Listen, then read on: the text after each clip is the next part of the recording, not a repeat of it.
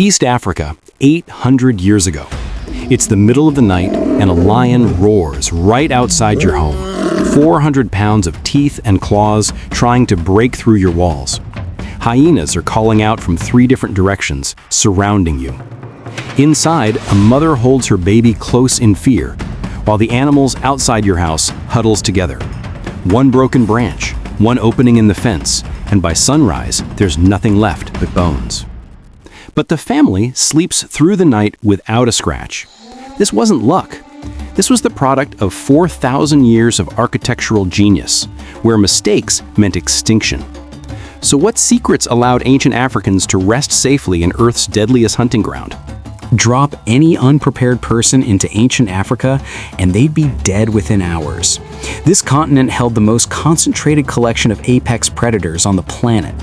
Lions capable of 500-kilogram impacts, leopards scaling 15-meter trees in heartbeats, hyenas with jaws that crush bone and pack tactics that rival military strategy, crocodiles lurking at every water source. Other civilizations solved their predator problem by wiping them out or pushing them away. Africa, too vast, too wild, too populated with killers. Africans had no choice but to coexist, and that meant sleeping within striking distance of creatures that viewed humans as prey. They had no steel, no concrete, no electricity, just stone, wood, mud, and something more powerful. An understanding of predator psychology so precise it still impresses modern wildlife experts. In Kenya, the ruins of Thimlich Ohinga tell an incredible story. Stone walls stretch over 4 meters high without a drop of mortar holding them together. 600 years they've stood, but height alone doesn't stop a lion that can leap incredible distances. The builders knew this, so they weaponized psychology. Lions are powerful, but they're energy misers. They won't waste effort on uncertain terrain. The wall builders exploited this ruthlessly. They deliberately made the wall tops unstable, loose stones that shifted under weight, creating just enough doubt to turn away even starving predators. But here's where it gets brilliant. The builders selected rocks based on how they sounded. When disturbed, these stones created distinct warning noises, an ancient alarm system that woke sleeping families the instant a predator tested their defenses. Further east, communities perfected something even more sophisticated. The Maasai built what researchers call precision defensive ecosystems. Modern testing over a decade showed a staggering 99.9% success rate against lion attacks. Their secret? Acacia mellifera. Not just any acacia, this specific species out of hundreds. Its thorns grow in patterns that create impenetrable barriers while maximizing psychological deterrence. Research shows lions approaching these barriers test them with their paws first. The thorn pattern causes pain without injury, triggering an instinctive retreat. But the genius went deeper. Builders harvested branches during specific seasons when sap content provided maximum flexibility. They wove these branches using techniques that created structural redundancy. If predators damaged one section, the surrounding framework compensated immediately. Inside the thorn rings, elevated platforms placed families beyond reach of ground-based predators. Heights were calculated with precision, high enough to defeat lions and hyenas, but low enough that leopards couldn't use them as launching points. At Tata Samba sites, walls weren't simple mud. They were engineered composites, mud, straw, and cattle dung, forming barriers 60 to 80 centimeters thick. The cattle dung wasn't just a binder. It contained compounds that repelled insects and small predators while waterproofing structures through brutal rainy seasons. Surface treatments revealed even deeper knowledge. Builders processed near fruit into a varnish that made walls too slippery for leopards to climb. Chemical analysis proves near compounds remained slippery even when wet, maintaining anti-climbing properties in all conditions. At 4,000 meters elevation in Ethiopia's highlands, communities faced a brutal combination: thin air, freezing temperatures, and persistent predators. They transformed natural rock shelters into advanced defensive systems that protected families for over 7,000 years. At Fincha Habera, archaeologists found sleeping arrangements that read like military manuals. Entrance modifications used strategically positioned boulders to create maze-like approaches.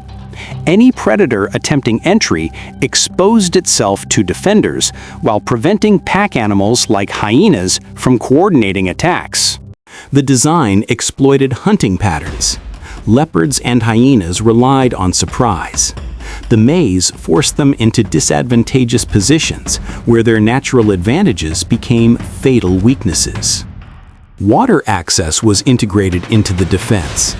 Year-round springs flowed through stone-lined passages that prevented contamination while maintaining security. Sleeping areas provided multiple escape routes through passages too narrow for large predators. The Dogon people of Mali took the most extreme approach in human history.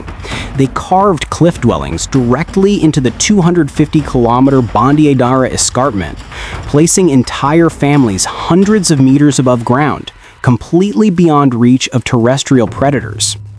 Accessing these aerial sanctuaries required solving engineering puzzles that would challenge modern climbers. Hand and footholds carved into cliff faces allowed safe passage for humans carrying children and supplies while remaining impossible for even agile predators to navigate. Granaries built into cliff crevices could only be accessed through routes requiring specific human climbing techniques, routes that exploited fundamental differences between human and animal locomotion. Food storage literally hung in mid-air, protected from predators, floods, fires, and human raiders. Multiple backup safety measures protected sleeping areas. Even if a predator somehow reached the main living area, escape routes led to higher chambers accessible only to humans familiar with secret passages and techniques passed through generations. In Central Africa's dense forests, where predators could approach unseen through vegetation, communities built upward into the canopy itself. These weren't simple tree houses. Archaeological evidence reveals advanced construction incorporating living trees into sophisticated structural systems. Builders trained and shaped branches over years, creating natural platforms strong enough to support entire families. The process required detailed understanding of tree biology, which species could support specific loads, how to encourage growth in desired directions, how to integrate multiple trees into unified defensive structures. Access systems used removable elements that could be pulled up at night, creating gaps impossible for predators to cross. Even accomplished climbing predators found themselves stranded on lower branches while families slept safely above. Emergency escape routes connected platforms between multiple trees, allowing families to move through the forest canopy without descending to ground level where patient predators waited. When European explorers encountered Benin's walls in the 15th century, they were stunned. This wasn't just city fortification, it was a 16,000-kilometer network of earthworks and stone barriers, surpassing China's Great Wall in total length. The primary purpose wasn't keeping out human enemies, it was creating predator-free sleeping zones for one of Africa's largest urban populations. Earthworks reached 20 meters high, requiring 100 times more material than the Great Pyramid. The integrated design created multiple defensive layers. Even if predators breached outer barriers, inner walls and elevated structures provided backup protection. Construction incorporated advanced drainage systems, preventing wall erosion during rainy seasons while creating water obstacles that deterred crocodiles. Sleeping compounds within the wall system were positioned to provide overlapping observation fields, ensuring approaching threats could be spotted and countered before reaching inhabited areas. Great Zimbabwe represents the pinnacle of ancient African defensive architecture. The Great Enclosure's walls reach 11 meters high, with foundations 5.5 meters thick, protecting 10,000 to 20,000 people during this civilization's height. The dry stone construction was revolutionary. Without mortar, builders created walls actually stronger than conventional masonry. Each layer was slightly recessed from the last, creating a stabilizing inward slope that distributed weight and provided structural redundancy.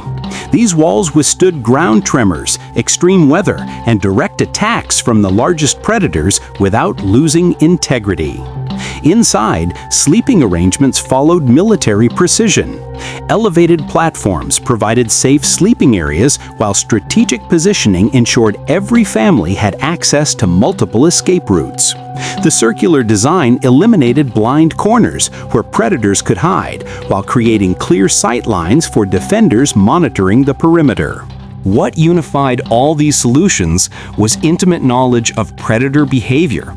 Every defensive feature exploited specific weaknesses: lion energy conservation, leopard risk assessment, hyena coordination needs. Modern wildlife biologists studying these structures confirm that ancient builders understood predator psychology at levels matching current scientific research. And this knowledge wasn't just theoretical. At Thimlich Ohinga, those 600-year-old stone walls still stand. The loose stones on top still shift under weight, still deter Mayans through psychological warfare rather than brute force. These principles now influence security design from military installations to wildlife reserves. The next time you lock your doors at night, remember the families who slept peacefully while lions prowled beyond barriers engineered with nothing but stone tools, natural materials, and intimate knowledge of their predators' minds. They conquered the world's deadliest landscape not through superior strength, but through understanding that turned nature's own weapons into shields.